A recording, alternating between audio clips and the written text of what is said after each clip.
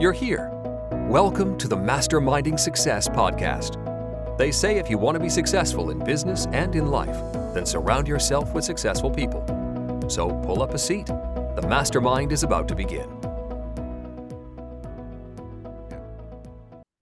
Hey, glad you could join us for another episode of the Masterminding Success podcast. We're your hosts, Keith Wheeler and Nuria Kobi. And what are we talking about today, Nuria? Today is a topic that lots of people have asked us about. And so we thought we were going to talk about essential YouTube gear that you need to start your YouTube channel. We got so much positive comments on the other episode we did about YouTube channel and starting it up. So yeah, these were some really great questions about what the gear is and things like that. So so what kind of gear do you use? Well, what I use now is not what I used to start up with. So I think this happens to everybody. Once you start, you start progressing and you start investing in better gear or in different gear. But I would say start with what you have to begin with, which is probably just your mobile phone and maybe some editing software. I know that, for example, my daughter's using her iPhone and iMovie, is it on iMovie. Apple? Yeah, that's right. So, and she makes amazing videos just with that. And she's got my old microphone, and I don't even know what make it is, but I think she's now bought a new one. So you start with whatever you have, and then you start upgrading. And currently, I'm using a Blue Snowball microphone. I've got a very cheap webcam that I use, which is a Logitech 920 or something like that, and it's actually a very low cost webcam from Amazon. And so far, I haven't needed to upgrade that. I actually bought an iPhone because I thought I'd make my videos on the iPhone, which to better quality. And I just haven't got around to setting it up. The camera that I've got is just so easy. You just plug it into your PC and you're ready to go. And apart from that, I invested in a ring light because lighting is really, really important. And then there's all the different software to edit. I use Filmora, which is really easy to use. Even a dummy like me can use it. So it has to be quite easy. And and that's about it, I think. And speakers for your PC. But really, there's nothing that you need that is specific or that you have to have. I think some people can make great videos just with whatever they have. And it also depends on the kind of videos that you're going to create. So for me, I thought just having the webcam is enough at the moment. But obviously, if you're creating videos that are more cinematic and you're outdoors or you're a vlogger, then you probably do need different equipment to what I'm using. What do you think about that? Yeah, no, I agree. When I first started, I agree with use what you have. Yeah. I mean, I've seen, you can use just your smartphone and natural light outside. It really that simple. There are just a few little things to keep in mind that you want the lighting to come from in front of you or to the side, not behind you, because that'll wash you, or that'll kind of drown you out. Yeah. If you ever look at some of my old videos on my channel, I didn't know that back then. But I remember you had a great big window behind you. I did. Yeah. Yes, I did. And it was a great big window and all this beautiful light coming in. You couldn't see me. But yeah, I mean, absolutely. Any kind of smartphone device that can record is fine, especially when you're first starting out. And if you're doing, like you said, if you're doing vlogging, then that might be all you need. But as far as the kind that we do where we're in a studio or an office, whatever, I actually have the Logitech C920, which is the same webcam that you have. Before that, I just used the webcam that was on my laptop, the one that's built in. And as far as microphones, I actually don't know what this one is, but I've used, I've just got it on a boom arm. I also have a lavalier mic, which is a Boy One M1 or Boya M1B1, and it's very inexpensive, and it comes with like a 15-foot cord, which is way longer than you'll ever need. But so I use that in some of my videos as well. I've got the ring light, which I'm actually upgrading to 2 box lights pretty soon, and that just changes the direction, you know, that the light's coming from, and so just little things like that. My video editor, which you can edit yourself, like you said, I'm on my phone, iMovie, I use it all the time. Yeah. But if I'm doing this, I actually have on my computer still Camtasia. It's called Camtasia 9, which is the one I have. I got it on a really inexpensive, I think it was like $59 for life, and it was a Black Friday deal. And so I've had that for years. I don't even use it hardly anymore because I have a video editor. But he's, you know, I asked him, you know, tips, you know, anything you could think that I could do to make things, you know, look better, sound better. And he's like, right now, the only suggestion I have is if you have a better camera, like, you know, like a DSLR camera or, you know, something like that. And I actually have, from when my daughter played softball, I actually had an old Canon, you know, like a, you know, full on legitimate camera. And I looked at it and it does video. And so that's what I use now.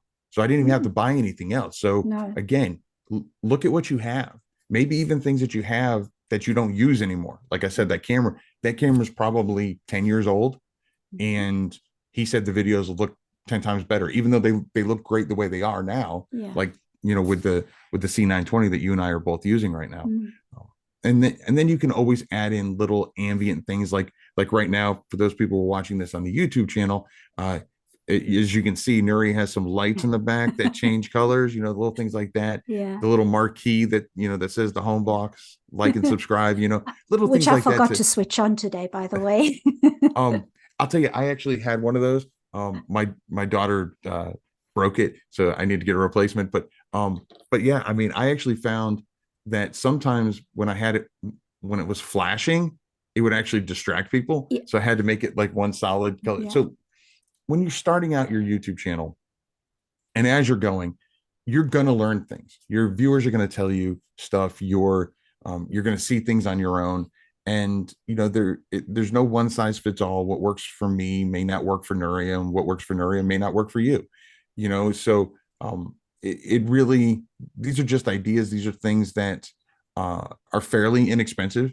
You know, I think everything I bought, the C920, I think the lav mic, when I bought it, was like $13. You know, the lav or the camera was probably, it was well less than 100. Obviously things are more expensive now. 70, if I remember correctly. So, I mean, obviously things are more expensive now, but yeah, just, I mean, don't think that you have to have something in order to start. It's kind of like when we talk about books, you know, and people that are waiting, you know, for everything to be perfect. Done is better than perfect. Absolutely. You know, we talked about that in other episodes, and it really is true. You know, because you're going to get better, but the only way to get better is to start doing it. Start doing it. And I would actually go further than that. And I would say, get the cheapest equipment to start with, because, or at least use what you already have. And don't think that that's not going to be good enough, because in most cases it is good enough.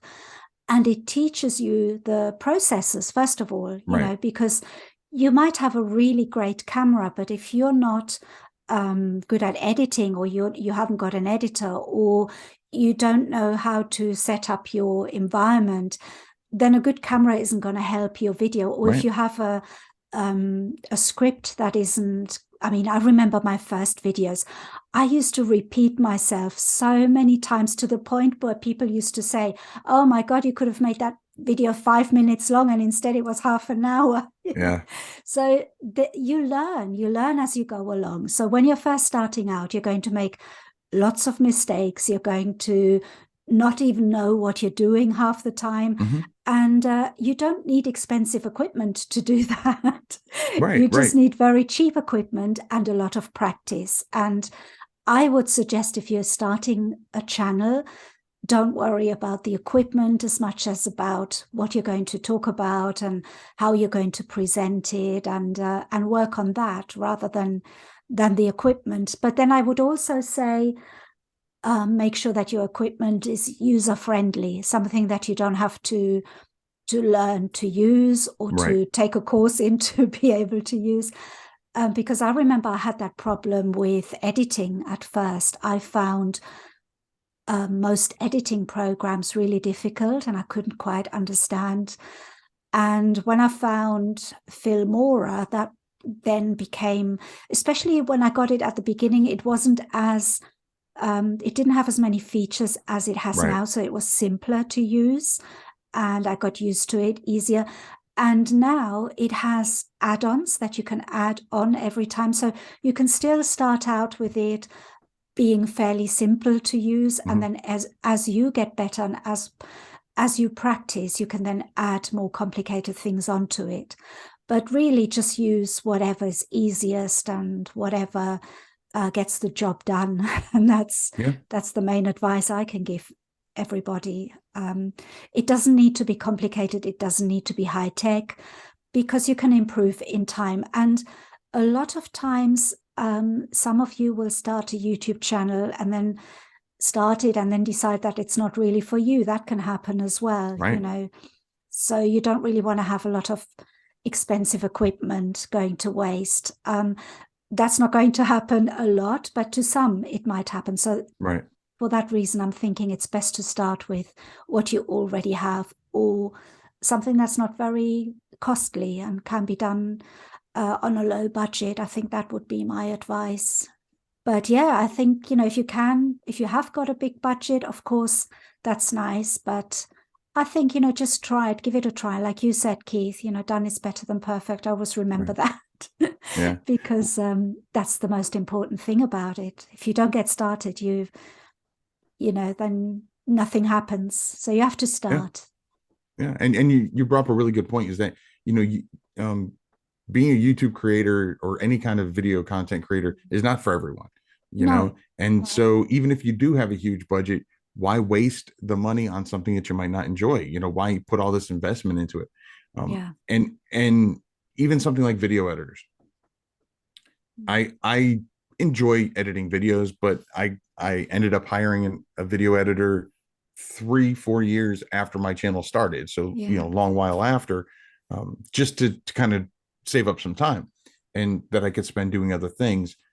But I always recommend doing it yourself first, because one, it's a lot cheaper, and two, it allows you to understand the process. Because how can you hire someone to do something for you and trust that they're doing it the best way if you don't understand the process? Also, if something happens and my video editor ends up, going out of town unexpectedly, I need to know how to edit videos, or I don't put out videos, And when it comes to videos, and we talked about this in the last YouTube video that we did, it was consistency, putting out consistent, on a consistent schedule, whether that's one video a week, one video a month, or 7 videos a week, whatever it is, just be consistent, That's but a really important point. Yeah. But when it comes to equipment, again, I just kind of harping on the same thing is, you use what you have access to, because it might not even be yours. If you've got a sibling who's got an iPhone and you want to use that, then, and they're fine with you using it for a video, use it. iMovie is usually already installed on it. If not, it's a free app that you can download, and it's really, it's really intuitive, very easy to use. But yeah, just, don't try to go too far overboard, because what people care about the most is the content that you bring, the content of the video, not necessarily that's why, like I said, the older videos I have where the light's behind me and it looks horrible, but the audio sounds good. It wasn't the best. I didn't even have this mic right here. I used the lav mic, and but I got it done, and the content that was in the video is what people kept coming back to, and those are still some of my highest viewed videos. because of the content that's in it, the topic that I'm talking about, how I present it or whatever. And again, I present differently than I did back then. The channel has gotten better. I've gotten better, but especially when you're first starting out, really done is better than perfect. Getting those first few videos out, kind of setting the stage, and your channel may change. I've seen people who, their channel was about, one thing. And then, as time progressed, their interest as the creator changed. Maybe the viewers made suggestions that kind of changed the direction of it. And so, you're going to grow as a creator, you're going to grow as a channel, both in subscribers as well as in the quality and the production of it. So yeah, just starting out, dude, just use what you've got. Make sure it's something that's, that you enjoy. I mean, even we talked about this in the last one too, but your banner is probably going to change, your channel banner, maybe even your channel name might change over time. So don't get stuck on all the minutia of, oh, I got to buy the best of this and the best of that. No, you don't. No, absolutely. And you made a really good point, because I think when I first started, I changed my banner every week. I think there was just something not quite right about it. And I thought, oh no, I have to change it. And really, that doesn't matter. It's only really now that I realize what matters. And it's never what you think is going to matter. It's always other things, even your channel niche, like you said earlier, it could change because you start realizing who your audience is and what they need from you, what they want. And it's all about giving your audience what they want to hear, because there is no point in spending hours making a video and then editing it when nobody's going to be interested in that subject. So you have to find subjects that people are interested in, and that can change your whole YouTube channel. It can change your whole setup as well, depending on who your audience is. Like I said, I mean, if you're just making informative videos like we do, like educational videos, I suppose we could call them, right, then our setup is absolutely fine. But if you're making entertaining videos, you have to get people hooked, and there's going to be a completely different setup. So it just depends on who you want to reach, what they want to see from you. And then the rest is really something that happens over time. And then you can adjust what you have. And the way I do it is that in time, I kind of upgrade my gear. At first, I had some other lights. I can't even remember what they were. I think I used the lights that I had for my jewelry business, for my product photography. For the product, and now I've got a ring light. And those two ones that you mentioned, the box lights, they're on my list. So that'll be my next upgrade eventually. And microphones, I've played with different microphones. So this, for example, was a big investment that is now sitting there on my desk laughing at me because I don't know how to set it up properly. It's never worked in the way that I wanted it to work. And I've gone back to my old blue, what's it called? Blue Snowball, which is a plug-in and play microphone, the simplest one you could possibly get. I'll tell you, plug and play, I cannot stress enough how easy that is, to just being able to plug it in. You don't have to deal with any of the other stuff. And I mean, ring lights, you can get ring lights at Walmart. I mean, you can get ring lights literally anywhere, fairly inexpensive. And they come in different sizes. My daughter has one for her TikTok channel. And so I mean, and hers is definitely smaller than mine. Because of what she needs it for. She doesn't have, a DSLR camera right there. She's got, her, just her iPhone. And so, and they even make lights that just connect, and microphones that just connect directly to your smartphone. There's all different things, but again, you don't need all that fancy stuff when you're starting out, definitely not.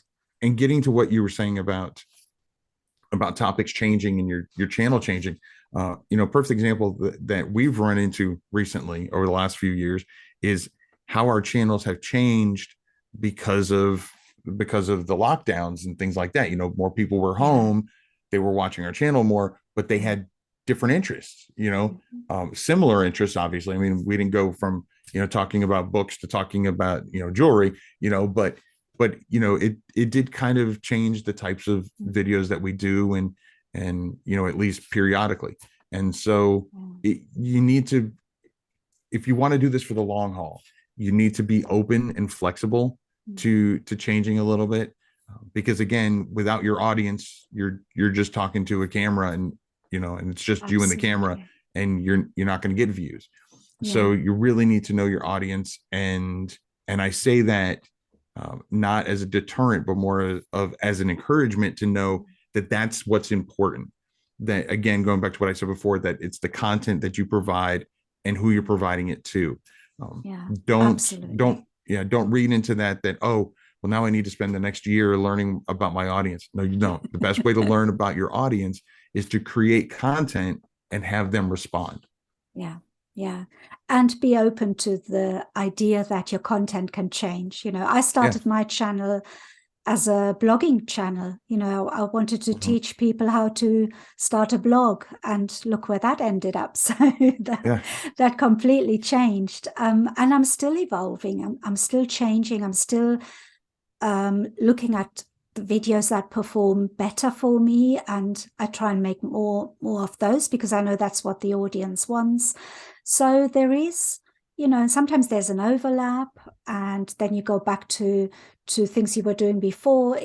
It's all a learning process that never ends, and it's a lot of fun, but it can also be very stressful, so, as we both know. And I think what keeps us going, and I know I can say that for you as well probably, is that the people that leave nice comments, and the people that find it helpful and tell us that they find it helpful, that's what then makes you and motivates you even more to bring out the next video. Because one thing I will say to anybody who's thinking about creating a YouTube channel, it's a roller coaster of emotions. It really is. It's like you can come against so many obstacles, and you ask yourself a lot of times, is it actually worth doing? Because it takes a lot of time, takes a lot of effort. It's not just recording the video, but it's planning what you're going to say, the idea, how you're going to say it, and then you record it. And if you're anything like me, a 10-minute video is actually a 2-hour recording because I just make so many mistakes, and then I have to edit that 2-hour recording. So yeah, there's a lot involved, and you just, I would say to anybody wanting to start, definitely go ahead. It's really worth trying, but just start with what you have, and don't spend too much at the beginning. See how it goes. See if you're enjoying it, because if you enjoy it, then obviously that's the main part of it. And that's really my best advice I can give anyone. And I think we agreed on that again. We kind of covered it in what motivates you, or how to stay motivated. Was, we talked a little bit about the viewers and things like that. And there have been plenty of times over the years that I've thought about quitting the channel, like things aren't moving the way I want, the subscriber count wasn't going up as high as I wanted, as fast as I wanted. And to be honest, those are all kind of selfish metrics, well, and I was thinking more about, like I wasn't, it wasn't moving fast enough for me. And then I'd get those comments that you talk about, where they're like, where people say, how, thanks, by watching your videos, I've been able to, make my dream come true and being a published author or whatever. And I'm like, that's right. That's why I do it. That's why. It's not about me. It's about others. And so even especially when you first start out, you're going to get, it's possible that you're going to get demotivated, and, you're only going to see, oh, I've only got 3 subscribers, or I only have but that's 3 subscribers you didn't have before you started the channel. Those are 3 people that not only liked your content, but liked it enough to click and see more, get alerted when the next one comes out. So just 1 subscriber is someone you should really appreciate.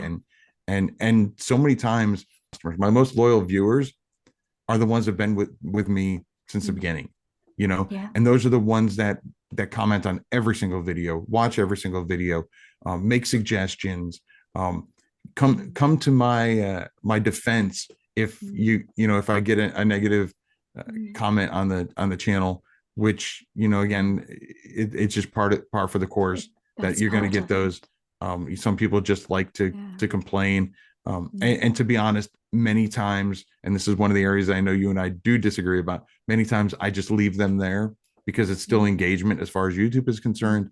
But yeah, to see those those longtime viewers just come back and not argue, but just stick up for me.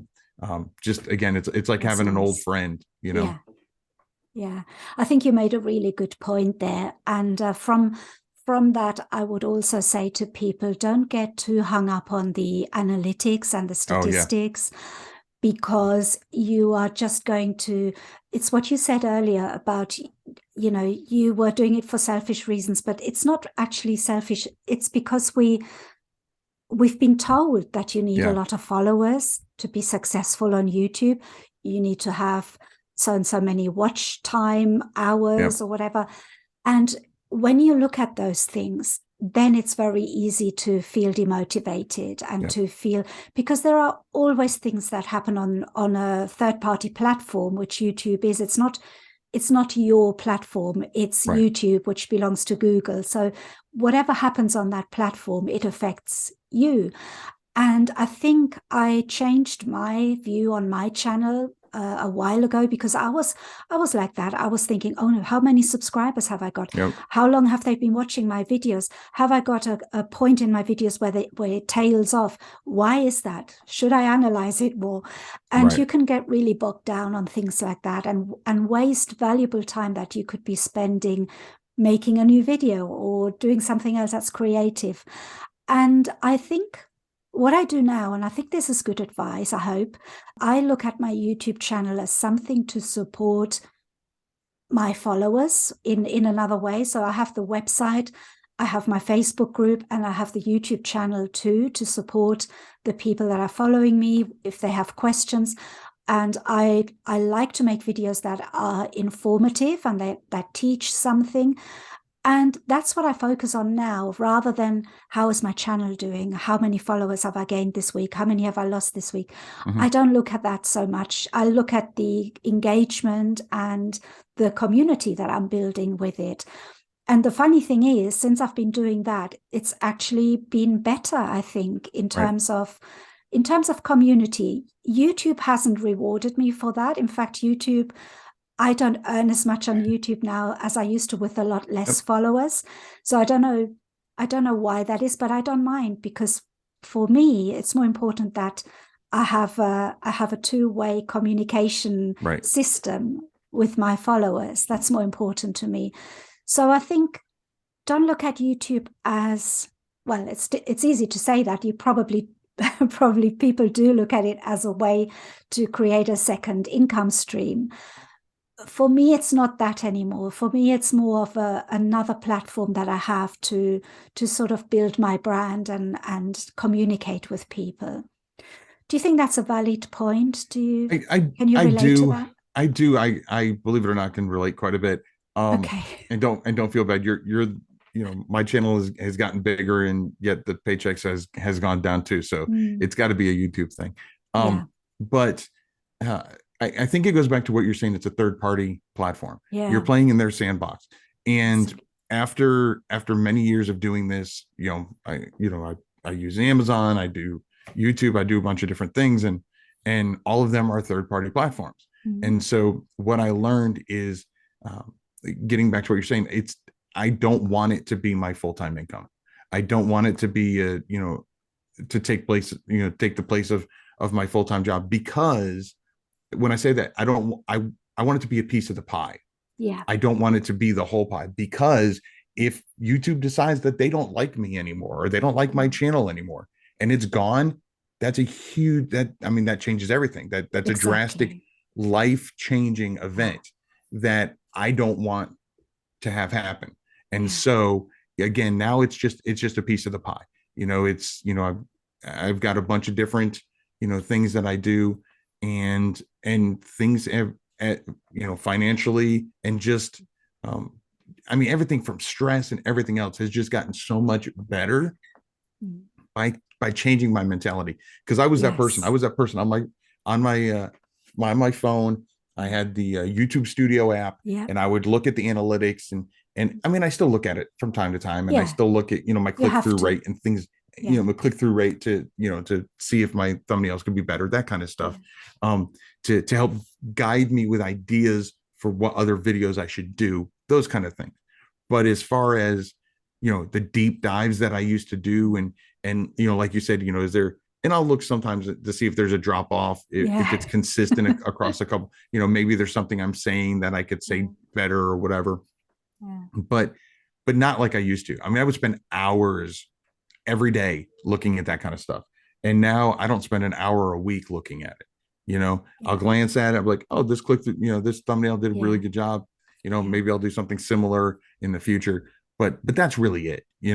Because again, I don't want it to to be a full-time income, because if something happens, then that full-time income is gone, as opposed to now, if it goes away, then 25% of my full-time income is gone, and not 100%. Yeah. And this is something that when I was blogging, everybody used to say that the most important thing in your business is your email list. And I'm sure we can make a topic for another podcast on that, because that is the only thing that is yours, that is not a third-party platform, and that is the only way you can still reach your followers if anything goes wrong. If YouTube goes down, or they decide to throw you off the platform, Amazon goes down, or they decide to throw you off the platform and close your account, any of those income streams at any point, which happened, by the way, which happens, and then you're really, that is the one disadvantage you have by running your own business, because you are reliant on those income streams. And that's why it's important to have more than one income stream, so that you can, you have security, you have a safety net if anything happens. But YouTube is no different. That could easily be taken away from you. And so I think for me, having that revelation that it's not about how many followers or how many views, and just to use it as a tool to connect with your followers. And it's not my only tool, it's just one of my tools that I use. That's made it a lot more fun now to create videos, because now I'm not so focused on, what should I create? I can be a little bit more, let me create a video that I actually feel like creating, or that I think people will like. Yeah. Exactly. And that's worked out okay so far. So I'm pleasantly surprised that I'm ignoring everybody's advice, and I actually still manage to get by. So it's very very freeing, and just relieves so much stress to know that I don't have to worry about all that, like I said, all that minutia, So again, when it comes to equipment, I would say, just first of all, if you want to start a channel, absolutely start one. And I know we talked a lot about YouTube, but same thing goes for TikTok or whatever. If you want to create one, absolutely, and just use with what you have access to, and do it from there. And if you start bringing in some revenue from it, then absolutely you can use that money to upgrade if you want to. Yeah, absolutely. This has been another great mastermind area. Once again, a huge thank you to all of our listeners and viewers who came to tag along. If you enjoyed today's mastermind, please consider following or subscribing to the podcast, and maybe even leaving us a review and let us know what you thought. Until next week, I'm Keith Wheeler. And I'm Nuria Corby. Have a good one. Bye-bye. Thanks for joining the Mastermind today. Be sure to follow the podcast on your platform of choice, and tell a friend who would enjoy it too. Your support is greatly appreciated. This has been the Masterminding Success Podcast.